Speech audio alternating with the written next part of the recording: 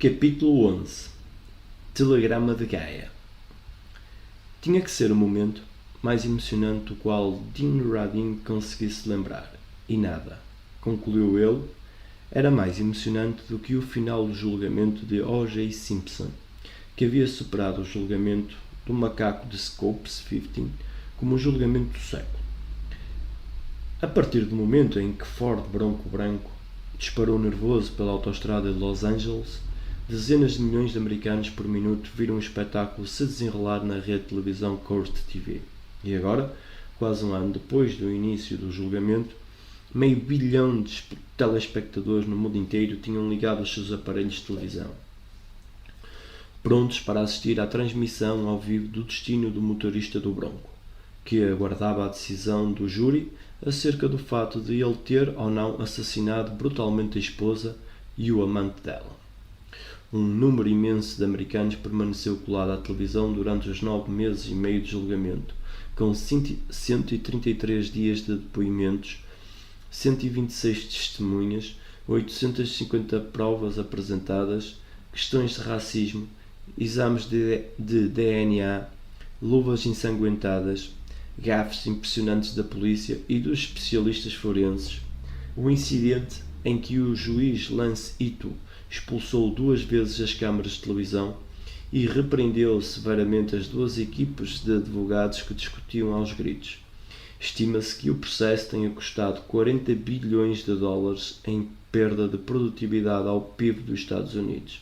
E agora, 1 ano e 4 dias depois da seleção inicial do júri, esse drama da vida real que contribuiu para essa audiência compulsiva e que interferiu de tal maneira na audiência das novelas do horário diurno que poderia obter o seu próprio espaço nobre nos anúncios de televisão, estava para chegar ao fim.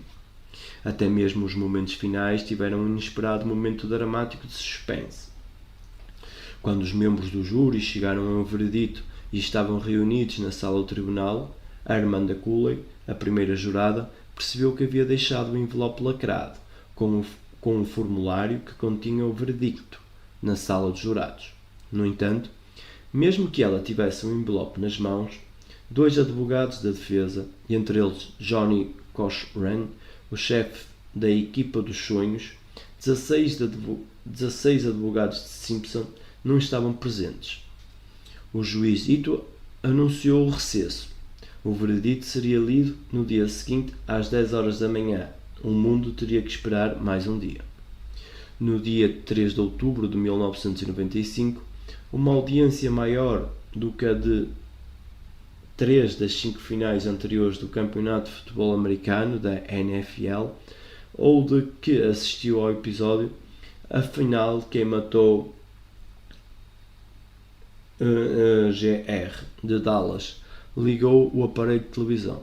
O juiz Ito pediu que o veredito fosse entregue à escrivã do tribunal, Deidre Robertson. Ela e O.J. Simpson se levantaram. O mundo esperou ansioso. Causa do povo do estado da Califórnia contra a Oriental James Simpson. O processo número BA 097211. Nós, membros do júri, na ação supramencionada, consideramos o acusado Oriental James Simpson inocente, leu em voz alta a Sra. Robertson. O.J. Simpson, que permaneceu impassível durante a maior parte do julgamento, exibiu um sorriso triunfante. Ele foi inocentado das 2 alegações. Essa foi a última guinada da história. A audiência da televisão ficou aturdida com a decisão do júri. E o mesmo aconteceu com 5 outros observadores silenciosos, todos computadores RG, um no laboratório da Peer, outro na Universidade de Amsterdã e outros 3 na Universidade de Nevada. Eles tinham sido ajustados para funcionar continuamente desde 3 horas antes, assim como durante e depois da leitura do veredito. Radin depois examinou os resultados. 3 picos significativos em termos estatísticos tinham ocorrido nos 5 computadores exatamente em 3 momentos específicos. Um pequeno pico às 9 horas da manhã, hora do Pacífico. Um pico mais acentuado, uma hora mais tarde. E então um pico enorme, 7 minutos depois.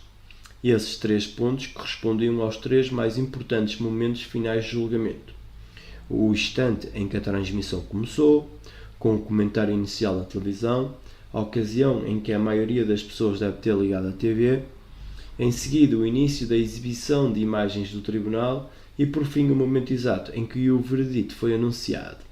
A semelhança do que as pessoas fizeram no mundo inteiro, esses computadores prestaram atenção para descobrir se O.J. era inocente ou culpado. A possibilidade de que uma consciência coletiva talvez existisse vinha tomando forma na cabeça de Dean Radin havia muitos anos, talvez até por influência da mãe dele, que sempre se interessara por yoga.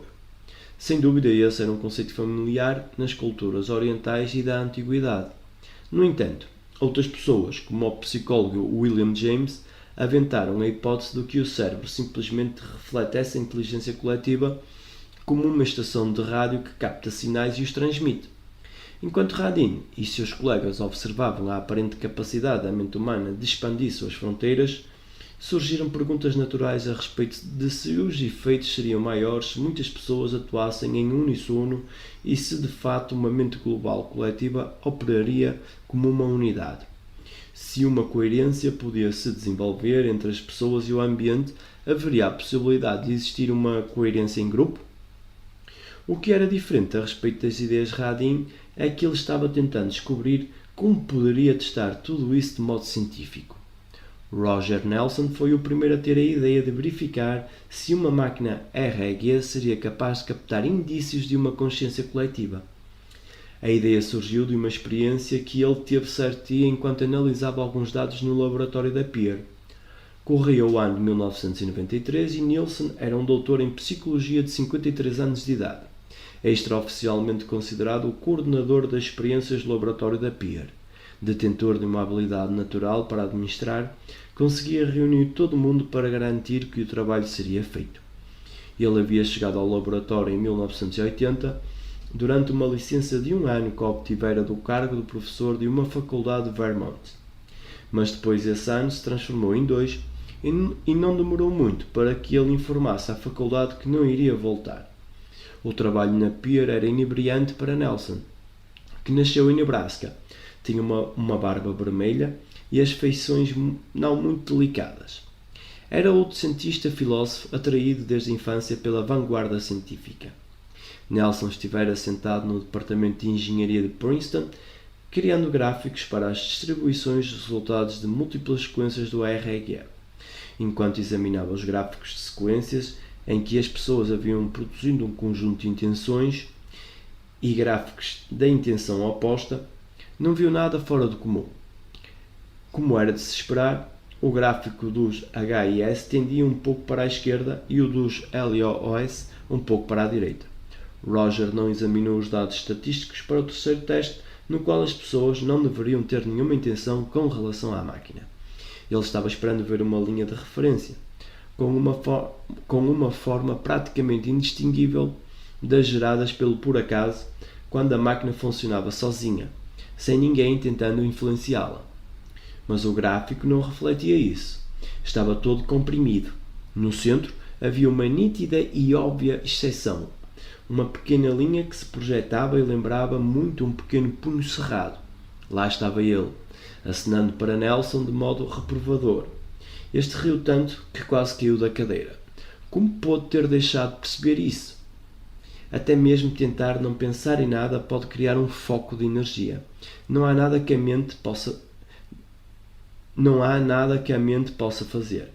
Tentar não exercer um efeito sobre a máquina REG era como fazer um esforço para não pensar em elefantes. Talvez qualquer tipo de atenção, em virtude do próprio ato de concentrar a consciência, fosse capaz de criar ordem. A mente estava sempre em atividade, observando, pensando. Pensamos, por conseguinte, exercemos uma influência. Já houvera alguns indícios disso no laboratório da Pear. Nelson observara nas inúmeras experiências com o REG que certas pessoas, com frequência as mulheres, obtinham um êxito mais acentuado ao influenciar as máquinas REG quando estavam se concentrando em outra coisa. Nelson começou a testar essa possibilidade com um dispositivo que chamou Count-REG, uma forma abreviada de manter uma máquina REG funcionando continuamente para verificar se ela registrava mais caras ou coroas do que de costume no decurso de um dia comum e depois determinar o que estava acontecendo na sala nos momentos da alteração. Tudo isso deu origem a outra ideia. A observação do dia-a-dia requer um estado de atenção muito baixo. Assimilamos muitas coisas que vemos, ouvimos e cheiramos à nossa volta no transcorrer das nossas atividades cotidianas.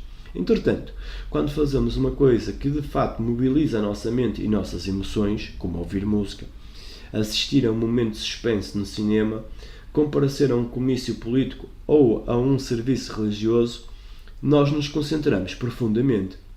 Envolvemos-nos com a situação em um estado de grande intensidade. Em primeiro lugar, Nelson se perguntou se a capacidade da consciência de ordenar ou influenciar dependeria do nível de concentração do observador. E segundo, caso dependesse, qual seria o efeito exercido por mais de uma pessoa? E ele observara, a partir dos dados da Peer, que casais com uma forte ligação, pessoas que estavam intensamente envolvidas uma com a outra, exerciam um efeito mais profundo nas máquinas REG do que pessoas isoladas. Isso sugeria que duas pessoas com ideias similares criavam mais ordem em um sistema aleatório. E se reuníssemos um grupo grande de pessoas em que todas se concentrassem na mesma coisa? O efeito seria ainda maior? Haveria uma relação entre o tamanho do grupo ou a intensidade do interesse e o tamanho do efeito? Afinal de contas, pensou Nelson, todo mundo já passou por momentos na vida em que a consciência de um evento em grupo podia quase ser sentida. A sensibilidade da máquina REG era tão grande que ela talvez captasse isso. Nelson decidiu pôr à prova essa teoria com encontros que já estavam para acontecer. Robert Chan e Brenda Dune estavam planejando comparecer ao International Conscience Research Laboratory em abril de 1993, onde um grupo de académicos graduados se reunia 2 vezes por ano para trocar informações sobre o papel da consciência. Mais tarde, no mesmo ano, Nelson planejava participar no Direct Mental Healing Interactions, DHML, que seria realizado no Esalen Institute, na Califórnia, e prometia ser uma conferência de peso com 12 cientistas que debateriam sobre a maneira de conduzir uma pesquisa na arte da cura. Em Hollywood, era reservada certa reverência para as pessoas que tinham boas vibrações e influenciavam o ambiente das reuniões de forma positiva. No caso de Nelson, a questão era se a máquina REG também captaria as boas vibrações. Jan e Dune partiram para a reunião com uma caixa e um notebook, que representavam o programa REG e os registros dos dados no computador e os mantiveram em funcionamento durante a conferência. Nelson fez o mesmo em seu encontro no Esalen. Eles estavam verificando se esse afastamento constante de movimento aleatório indicaria alguma mudança no ambiente das informações e estaria relacionado com o campo compartilhado de informações e com a consciência coletiva do grupo. A principal diferença entre essas experimentações e os experimentos habituais do REG era que o grupo não estaria tentando influenciar a máquina de maneira nenhuma. Quando todos voltaram a Princeton e analisaram os resultados, descobriram que, inegavelmente, um efeito fora presenciado. Decidiram então conduzir uma série de experiências desse tipo. Em outro evento semelhante, dessa vez na Academy of Conscience e patrocinado pelo ICRL, os dados foram ainda mais conclusivos. Uma grande inclinação central no gráfico correspondia exatamente ao momento do encontro em que ocorrera um intenso debate de 20 minutos sobre os rituais na vida cotidiana, tema que cativou a audiência. Nelson também examinou anotações e gravações realizadas por membros do grupo na ocasião. Vários dos 50 participantes haviam registrado a discussão como um momento especial e compartilhado. Sem conhecer o resultado da máquina REG, um dos membros relatara que uma mudança na energia do grupo tinha sido quase que palpável. Nelson descobriu, com o seu próprio estudo sobre Esalen, que o momento mais emocionante do encontro também produziu um forte desvio em relação à aleatoriedade dos dados. Os resultados foram fascinantes. mas a ideia precisava ser mais bem testada nos mais variados tipos de locais. Entretanto, para fazer isso com competência, Nelson precisava de um dispositivo que fosse de fato portátil. O equipamento utilizado fora incômodo e de difícil manejo, exigindo uma fonte de alimentação própria. Nelson pensou em usar um Palm Top da Hewlett-Packard, que não era muito maior do que um gravador de bolso, tendo em cima um dispositivo REG em miniatura conectado à porta serial e fixado com um pedaço de velcro. Nelson não estava interessado em saber se receberia mais caras do que coroas, já que ninguém estaria manifestando qualquer intenção. Tudo o que desejava determinar era se a máquina havia se desviado, em qualquer direção, da atividade aleatória de 50-50. Qualquer mudança, fosse ela de mais caras ou mais coroas, ou às vezes mais caras e depois às vezes mais coroas, seria interpretada como um afastamento da probabilidade normal. Essas especificações exigiam um método estatístico de análise dos dados diferente do usado no laboratório da Pear para as pesquisas habituais. Nelson decidiu utilizar um método chamado quadrado chi, que consistia em traçar o quadrado de cada rodada individual. Qualquer comportamento fora do comum, algum desvio prolongado ou extremo em relação à monotonia aleatória esperada de caras ou coroas, apareceria com facilidade. Nelson chamou essas atividades de experiências no campo da consciência, ou Field REG. Para resumir, o nome encerrava um elegante duplo sentido. Era um REG no campo, mas também um dispositivo usado para verificar se de fato existia um campo de consciência. Nelson decidiu experimentar o seu Field REG nos mais variados tipos de eventos, reuniões de negócios, encontros académicos, conferências humorísticas, concertos e eventos teatrais. Ele procurou acontecimentos cativantes que manteriam a audiência fascinada. Momentos em que um grande número de pessoas estaria simultaneamente envolvido com o mesmo pensamento intenso. Quando um dos membros do Covenant of Unitarian Universalist Pagans demonstrou interesse pelo trabalho da Pear, Nelson emprestou a ele um Field REG e a máquina foi levada a 15 reuniões de ritual pagão que incluíram sabás e eventos realizados durante a lua cheia. Um amigo de um colega da Pear, diretor artístico de um grande espetáculo musical chamado The Reveals, que é apresentado todos os anos em dezembro em 8 cidades americanas para celebrar o Ano Novo, procurou Nelson e perguntou se poderia fazer uma experiência com o Field REG em seu show. Parecia perfeito. O espetáculo contava com um ritual, música e participação da audiência. Nelson assistiu à produção e pediu ao diretor artístico que escolhesse as 5 partes do show que mais tocariam a audiência e, por conseguinte, a máquina. O Field REG foi levado a 10 espetáculos em 2 cidades em 1995 e a várias apresentações em 8 cidades em 1996. E cada um dos momentos que Nelson previra causaram uma alteração nos dados da máquina. Um padrão definido estava emergindo. A máquina estava se afastando de seus movimentos aleatórios e adquirindo uma espécie de ordem durante os momentos de atenção máxima. Apresentações especiais nas reuniões, os pontos altos de conferências humorísticas, os momentos mais intensos dos rituais pagãos. Para uma máquina REG, cujos momentos eram tão delicados e minúsculos, esses efeitos eram relativamente grandes, 3 vezes maiores do que quando as pessoas tentavam afetar individualmente as máquinas na Pear. Nas sessões pagãs, o Field REG, por 2 vezes, dera uma forte guinada para fora da norma, ambas durante rituais realizados na lua cheia, registrando muito mais coroas do que de costume. Um dos membros do grupo, do CUPS, não ficou surpreso quando Nelson lhe informou os resultados. De modo geral, comentou ele, nossos sabás não são muito pessoais ou intensos, ao passo que os rituais da lua cheia às vezes são. A atividade específica, na verdade, não tinha importância. O que parecia realmente importar era a intensidade do grupo e o poder da atividade de manter a audiência fascinada. Outra coisa que parecia ajudar era o facto de existir algum tipo de ressonância coletiva entre os membros do grupo, em particular algum contexto que fosse emocionalmente significativo para eles.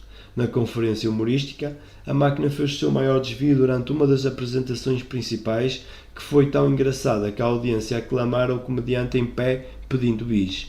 O mais importante fora claramente o facto de que todos estavam absortos, todo mundo estava pensando na mesma coisa. O que parecia estar acontecendo era que quando a atenção focalizava as ondas das mentes individuais em uma coisa semelhante, ocorria um tipo de superradiância quântica que exercia um efeito físico. A máquina Reg era de certo modo uma espécie de termómetro que media a dinâmica e a coerência do grupo. As reuniões exclusivamente de negócios ou académicas não exerciam nenhum efeito sobre a máquina. Se os membros de um grupo estavam entediados e a atenção deles divagava, a máquina também ficava entediada, por assim dizer. Apenas os momentos intensos de afinidade pareciam reunir energia suficiente para transmitir alguma ordem à caótica falta de objetivo de uma máquina Reg. A ideia de locais sagrados intrigava Nielsen. Eles eram sagrados porque sua utilização ao longo dos séculos havia-lhes conferido essa qualidade, ou o lugar em si encerrava determinada qualidade, a configuração de árvores ou pedras, o espírito do lugar, a localização, que estivera presente desde o início, fazendo com que os seres humanos o escolhessem para essa finalidade. Os povos da antiguidade eram sensíveis aos sinais da terra, eram capazes de ler e prestar atenção a certas configurações como as linhas lei. Se havia algo diferente a respeito do lugar em si, teria um tipo de consciência coletiva se aglutinado ali como uma espiral energética ou algum tipo de ressonância energética sempre existiu no local. Nelson decidiu procurar vários locais nos Estados Unidos que tivessem sido sagrados para os índios. Ele e a sua máquina observaram um pajé executando uma cerimónia de cura ritual no monumento Torre do Diabo, no estado de Wyoming, um local considerado sagrado para certas tribos. Mais tarde, ele caminhou ao redor da Torre do Diabo com um palmo Reg no bolso e depois visitou Joelho Ferido, no Dakota do Sul, local do massacre de uma tribo Sioux inteira. Nelson inspecionou a desolação, o cemitério e o monumento aos mortos. Em seguida ficou em profundo silêncio. Mais tarde, quando examinou os dados de ambos os lugares, não havia nenhuma dúvida. O resultado da máquina estava de fato sendo influenciado e o efeito era bem maior do que o das pesquisas habituais da Peer, como se a memória dos pensamentos de todas as pessoas que viveram e morreram no local ainda estivessem lá.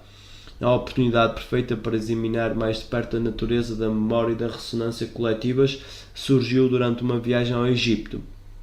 Nelson decidiu participar de uma excursão de 2 semanas a esse país com um grupo de 19 colegas. Eles planejavam visitar os principais templos e locais sagrados dos antigos egípcios, onde realizariam uma série de cerimónias informais, como salmodiar e meditar. Essa viagem daria a Nelson a chance de verificar se as pessoas envolvidas em atividades meditativas nesses lugares, de certo modo, no tipo de atividades para as quais os locais haviam sido originalmente construídos, e exerceriam um efeito ainda maior sobre as máquinas. Nelson manteve um Palm Reg funcionando no bolso do paletó durante todas as visitas aos principais lugares. A Grande Esfinge, os templos de Karnak e de Luxor, a Grande Pirâmide de Gizé.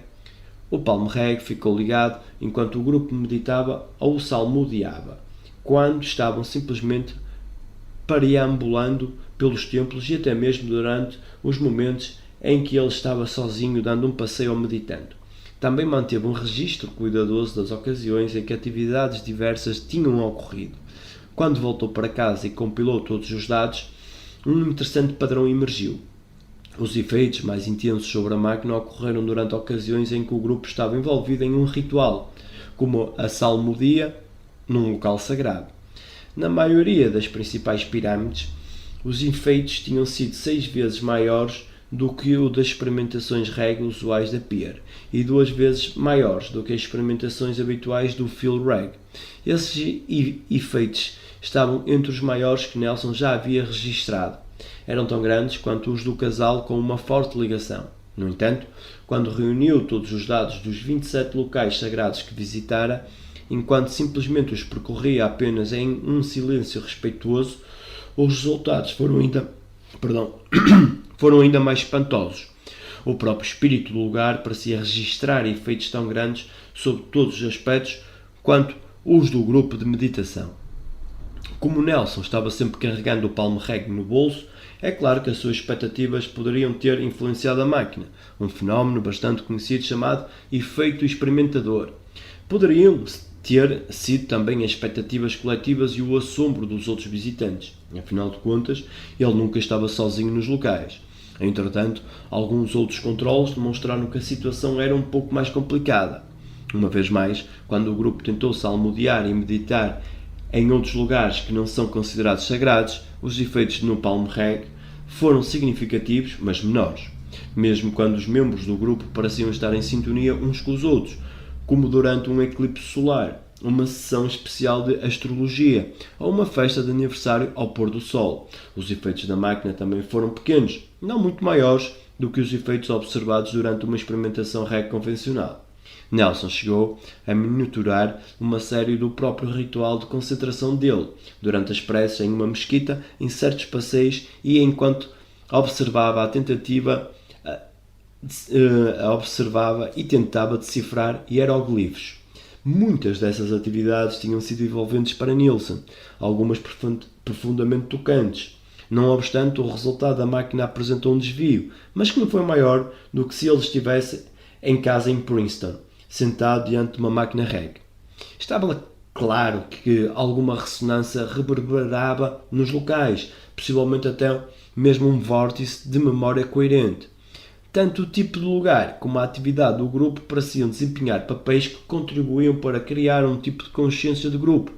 Nos locais sagrados em que não houve salmódia, a mera presença do grupo, ou talvez até o próprio lugar, encerrava um elevado grau de consciência ressonante.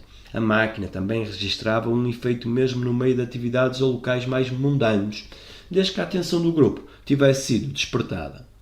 E por mais profundamente envolvido que Nilsson pudesse ficar quando estava sozinho, ele não conseguiu igualar o tamanho do efeito do grupo. Os dados continham outro elemento extraordinário. Durante a viagem à Grande Pirâmide de Quéops, no Planalto de Gizé, o Palm Reg havia-se desviado de seu curso aleatório, com uma tendência positiva durante 2 salmódias em um grupo dentro da Câmara da Rainha e da Grande Galeria, e depois exibira uma forte tendência negativa na Câmara do Rei, onde o grupo tinha dado seguimento à salmódia. Uma situação semelhante ocorrera em Karnak. Nelson ficou impressionado quando os resultados foram traçados em um gráfico. Ambos formavam uma grande pirâmide. Foi difícil deixar de pensar que, em algum nível, o Palm Reg estivera vivendo a viagem de Nilsson em paralelo. Dean Radin esteve na reunião do Direct Mental Healing e viu os estranhos dados de Nilsson. Como Radin fora colega de Nilsson e coautor da meta-análise dos dados da Peer, ele era um candidato natural a reproduzir os trabalhos de Nilsson. Nas primeiras experiências, Radin, de maneira semelhante a Nilsson, descobriu que esses efeitos acontecem quando um field reg está presente no local. Mas e se ele estiver longe? O veículo mais óbvio para a afinidade à distância era a televisão. Todo o mundo assistia à televisão, em particular aos programas populares. Estariam todos pensando a mesma coisa enquanto assistiam?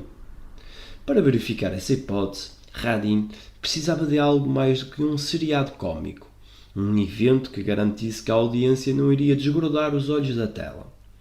O veredito do julgamento de O.J. Simpson seria, mais tarde, uma escolha natural. Entretanto, para a sua primeira experiência, Radin escolheu a 67ª noite de entrega do Oscar, em março de 1995, com um número estimado de 1 bilhão de telespectadores. Era uma das maiores audiências que ele era capaz de imaginar. Ela era formada por pessoas de 120 países, de modo que a contribuição em bloco estaria vindo de todos os cantos do mundo. Para demonstrar que os efeitos aconteciam instantaneamente a qualquer distância, Radin utilizou 2 máquinas REG, colocadas em pontos diferentes.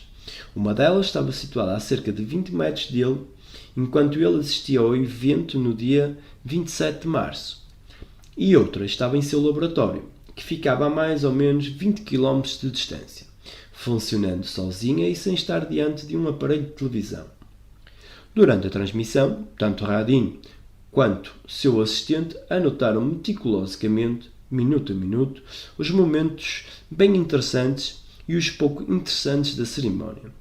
Todos os momentos de tensão máxima, como o anúncio do melhor filme, do melhor ator ou da melhor atriz, foram cronometrados e assinalados como períodos de alta coerência. Quando o programa terminou, ele examinou os dados. Durante os períodos de maior interesse, o grau de ordem da máquina subiu para um nível tão elevado que a probabilidade disso ter ocorrido por acaso era de 1000 para 1.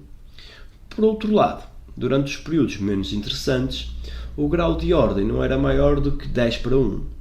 Os dois computadores também ficaram funcionando durante 4 horas depois do evento, e no decorrer desse período de controle, depois de um minúsculo pico que possivelmente refletiu o término da cerimónia de entrega dos prémios, ambos logo retomaram o comportamento aleatório habitual. Radin reproduziu sua própria experiência um ano mais tarde, com resultados semelhantes. Ele obteve o mesmo tipo de resultados com as Olimpíadas de Verão, em julho de 1996, e, é claro, durante o julgamento de O.J. Simpson. Radin testou suas máquinas na final do Campeonato de Futebol Americano de 1996 e também durante o horário nobre nos 4 maiores canais de televisão dos Estados Unidos em uma noite de fevereiro desse mesmo ano. Nos momentos mais importantes da final do jogo de futebol, a máquina registrou um leve desvio, mas o efeito não foi nem de longe tão acentuado quanto no decorrer do julgamento de O.J. Simpson ou na noite do Oscar. Esse resultado pode estar relacionado a um problema simples apresentado em um evento esportivo: o fato de que grupos de pessoas reagem de uma maneira diferente e com intensidade a cada jogada, dependendo do time para o qual estão torcendo. Radin também imaginou que isso tivesse algo a ver com o número de intervalos comerciais que estão sempre interrompendo o jogo, especialmente porque os anúncios exibidos durante a final se tornaram tão populares quanto o próprio jogo.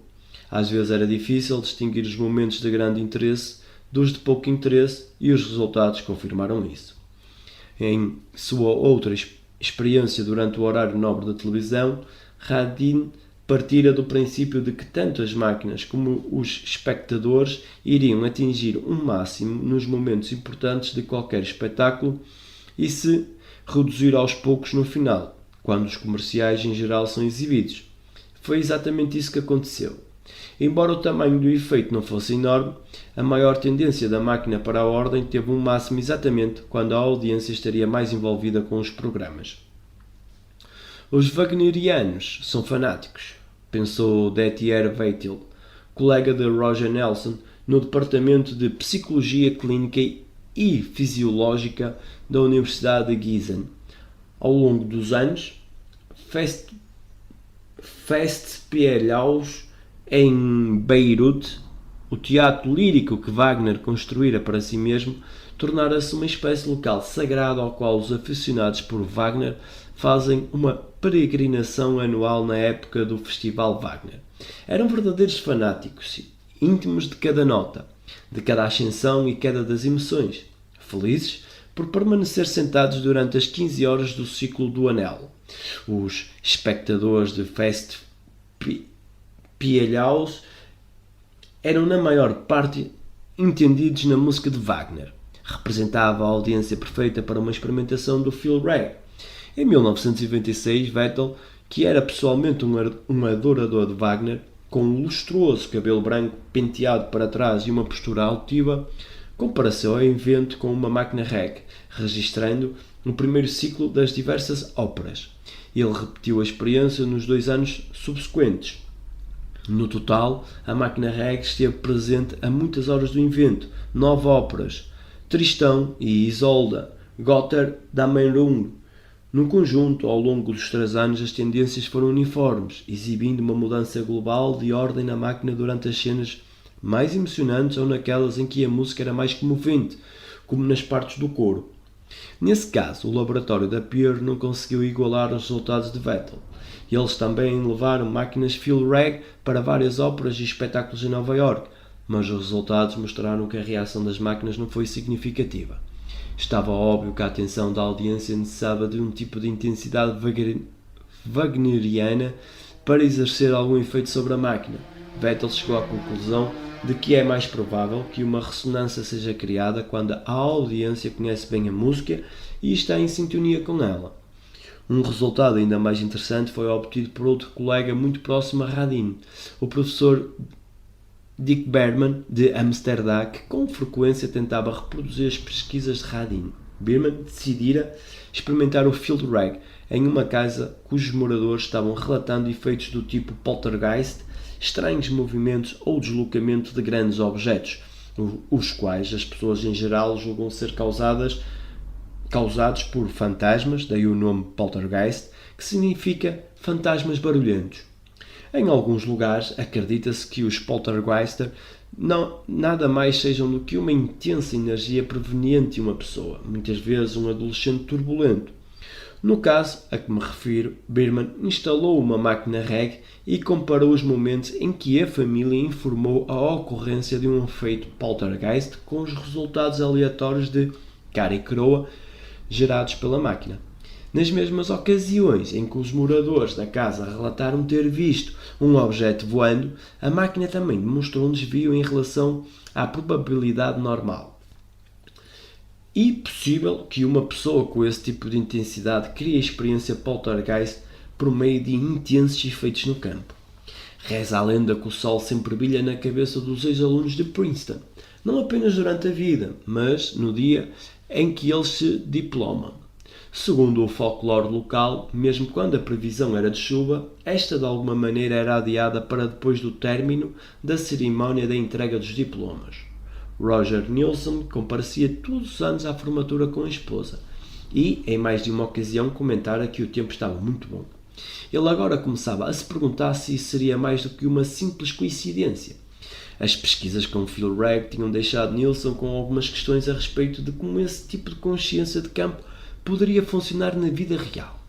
Ocorreu-lhe que o desejo coletivo de toda a comunidade universitária de que o dia fosse ensolarado talvez pudesse de fato exercer um efeito afugentando as nuvens de chuva. Ele reuniu todos os relatórios meteorológicos dos 30 anos anteriores e examinou como estivera o tempo antes, durante e após a colação de grau em Princeton. Ele estava procurando basicamente o índice de precipitação. Neilson também examinou as condições atmosféricas nas 6 cidades ao redor de Princeton que iriam atuar como padrão de comparação. A análise de Neilson revelou alguns efeitos estranhos, como se um guarda-chuva coletivo cobrisse Princeton exatamente no dia em que os alunos se formavam.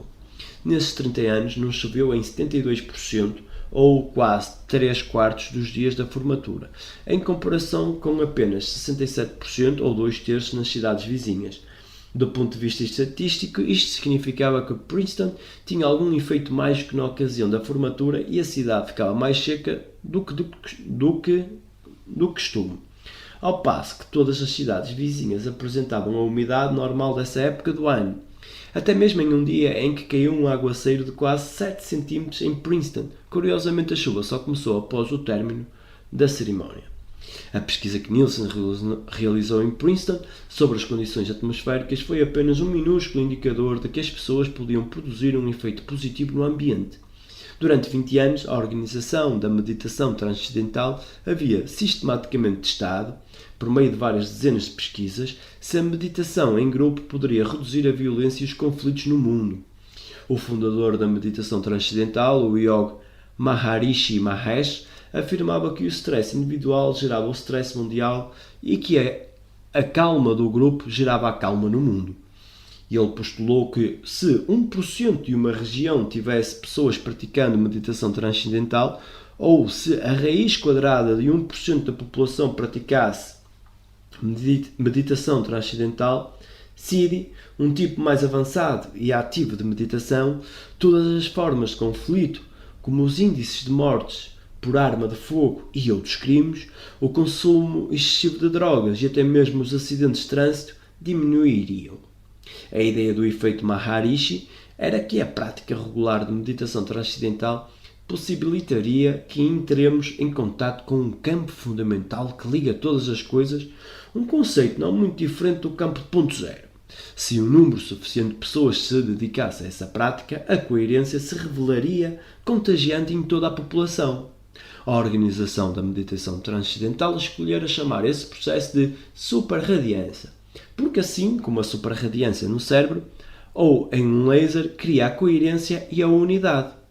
A meditação exerceria o mesmo efeito na sociedade. Grupos especiais de yoga têm-se reunido no mundo inteiro, apresentando seminários intensivos voltados para as áreas específicas de conflito. Desde 1979, um grupo americano de superradiância, cujo tamanho varia de algumas centenas de pessoas a mais de 8.000, vem se reunindo 2 vezes por dia na Maharishi International University em Fairfield, Iowa, para tentar criar mais harmonia no mundo. Embora a organização Meditação Transcendental tenha sido ridicularizada em grande parte por ter promovido os interesses pessoais do Maharishi, o valor dos dados apresentados por ela é irrefutável. Muitas das pesquisas foram publicadas por publicações de peso, como o Journal on Conflict Resolution, o Journal of Mind-Hand Behavior e o Social Indicators Research, o que significa que elas tiveram que satisfazer a rigorosos critérios de avaliação. Uma pesquisa recente feita no National Demonstration Project em Washington, D.C., conduzida durante mais de 2 meses em 1993, demonstrou que quando o grupo local de superradiância aumentou para 4.000 pessoas, o índice de crimes violentos, que vinha aumentando regularmente nos primeiros 5 meses do ano, começou a declinar para 24% e continuou a decrescer até ao final do experimento. Assim que o grupo se dispersou, o índice de criminalidade voltou a subir. A pesquisa demonstrou que o efeito não poderia ter sido causado por variáveis como o tempo, a polícia ou qualquer campanha especial contra o crime. Outra pesquisa realizada em 24 cidades americanas mostrou que sempre que uma cidade atingia um ponto em que 1% da população estava praticando meditação transcendental com regularidade, o índice de criminalidade caía para 24%. Em uma pesquisa suplementar realizada em 48 cidades, em metade das quais 1% da população meditava, as cidades onde isso acontecia alcançaram uma redução de 22% no índice de criminalidade, em comparação com um aumento de 2% nas cidades que serviram como padrão de comparação. Também houve uma redução de 89% na tendência da criminalidade, em comparação com um aumento de 53% nas cidades do grupo de controle. A Organização da Meditação Transcendental pesquisou até mesmo se as meditações em grupo eram capazes de influir na paz mundial. Em uma pesquisa sobre uma reunião especial da meditação transcendental em Israel, que acompanhou o conflito dia a dia durante 2 meses, nos dias em que o número de meditadores era elevado, as baixas no Líbano diminuíam em 76% e a criminalidade local, os acidentes de trânsito e os incêndios declinavam. Nesse caso também, influências que poderiam interferir no resultado, como as condições atmosféricas, os fins de semana ou os feriados, tinham sido levados em conta. As pesquisas da meditação transcendental, assim como o trabalho com o Phil Regg de Nielsen, com seu jeito modesto e preliminar, ofereciam esperança a uma geração alienada e incrédula. Afinal de contas, o bem talvez seja capaz de conquistar o mal. Poderíamos criar uma comunidade melhor. Tínhamos a capacidade coletiva de transformar o mundo em um lugar melhor. Radin estava sendo um pouco brincalhão quando propôs a ideia. Ele e Nielsen tinham participado de uma conferência em Freiburg no final de 1997, quando debateram se deveriam introduzir algumas medições físicas com o EEG nas pesquisas que usavam REX. Por que não dar uma olhada no EEG de Gaia? Observou Radin em determinado momento. Nielsen abraçou a ideia de imediato. Uma vez que o EEG registra a atividade de um cérebro individual por meio da fixação de elétrodos na superfície do crânio, eles talvez conseguissem fazer leituras da mente de Gaia, nome pelo qual muitas pessoas gostam de chamar o nosso planeta. James Lovelock o inventara em homenagem à deusa grega da Terra, junto com a hipótese de que o mundo é uma entidade viva com a sua própria consciência. Talvez eles pudessem montar uma rede de regs que abrangesse o mundo inteiro. O EEG do mundo funcionaria de forma contínua, tirando uma temperatura constante do estado da mente coletiva. Quando estavam buscando um nome, outro colega de Nielsen sugeriu eletrogaiagrama, ou EGG. Nelson preferiu o termo noosfera, criado por Teilhard de Chardin, para refletir a ideia de que a Terra estava encerrada em uma camada de inteligência. Embora Nielsen depois viesse a desenvolver essa ideia no Global Conscience Project, um projeto localizado em Princeton, mas separado da Peer, o nome que pegou foi EGG. Se era verdade que os campos gerados pelas consciências individuais podem se combinar durante os momentos de afinidade, Nielsen queria verificar se a reação coletiva aos eventos mais emocionantes da nossa época teriam algum tipo de efeito comum em medidores altamente sensíveis como as máquinas REG. O julgamento de O.J. Simpson foram uma primeira tentativa nesse sentido, quando máquinas foram colocadas para funcionar em lugares diferentes e os resultados obtidos por elas foram comparados. Nielsen começou com um pequeno grupo de cientistas que ligaram suas máquinas REG em agosto de 1998. Com o tempo, ele formou uma rede de 40 cientistas que colocaram REGs para funcionar no mundo inteiro. O projeto gerou uma enorme quantidade de dados. Fluxos contínuos de dados eram enviados pela internet, os quais eram comparados com momentos dramáticos da história moderna, como a morte de John F. Kennedy Jr. e o quase impeachment de Bill Clinton, o acidente com o Concorde em Paris e o bombardeio da Jugoslávia, enchentes, erupções vulcânicas e as celebrações do Ano Novo de 2000. Mesmo antes de começar, o EGG passou pelo primeiro teste ainda na forma de protótipo, quando a princesa mais amada do mundo morreu de repente em um túnel de Paris. Dados registrados antes, durante e depois do enterro da princesa de Gales foram compilados e comparados com a programação oficial dos eventos. Ao longo de todas as cerimónias públicas em homenagem a Diana, as máquinas haviam-se desviado do curso aleatório, efeito cuja probabilidade de ter ocorrido por acaso era de 100 para 1. Além disso, quando Nielsen examinou dados semelhantes registrados durante o enterro da Madre Teresa de Calcutá, ocorrido pouco depois, as máquinas não apresentaram nenhum efeito inesperado. Madre Teresa estava doente e a sua morte era esperada. Era idosa e vivera uma vida plena e produtiva. Já a tragédia da jovem e confusa princesa claramente mobilizara o coração do mundo, e os regs captaram esse sentimento. As eleições americanas e até mesmo o escândalo de Monica Lewinsky não pareceram emocionar o mundo, mas as celebrações de Ano Novo, os grandes desastres e tragédias provocaram um arrepio na espinha dorsal coletiva que foi pontualmente registado pelas máquinas. Os resultados iniciais deixaram Nielsen e Radin com muitas perguntas estimulantes em suas cabeças. Se a mente do mundo de fato existia, talvez pequenos vislumbres de inspiração da parte dela pudessem ser responsáveis pelos momentos mais monstruosos e magníficos da história da humanidade, ou talvez a consciência negativa fosse um micróbio capaz de infectar as pessoas e assumir o controle.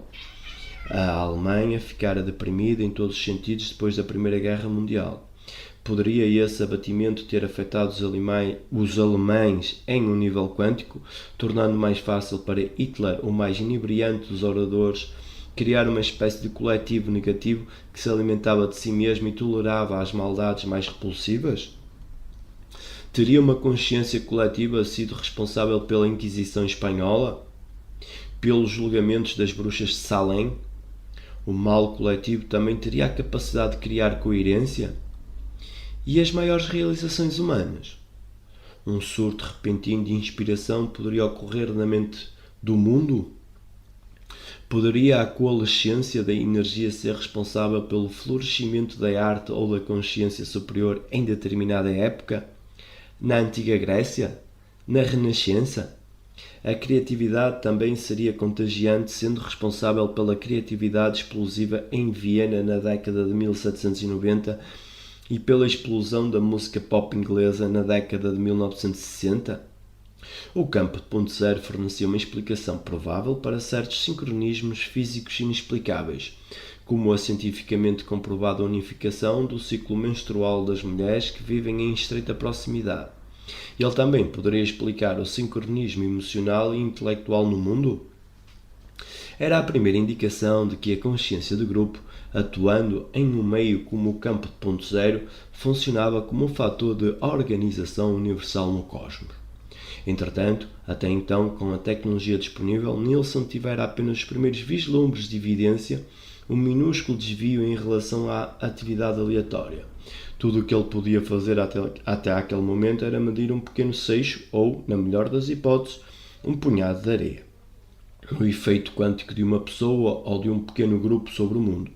Um dia, ele talvez venha a ter a capacidade de medir o efeito da praia inteira, pois esse é o ponto supremo. A praia só deveria ser medida em sua totalidade. A areia de toda a praia é indivisível. 25 anos depois de Edgar Mitchell ter experimentado visceralmente a consciência coletiva, os cientistas estavam começando a demonstrá-la em laboratório.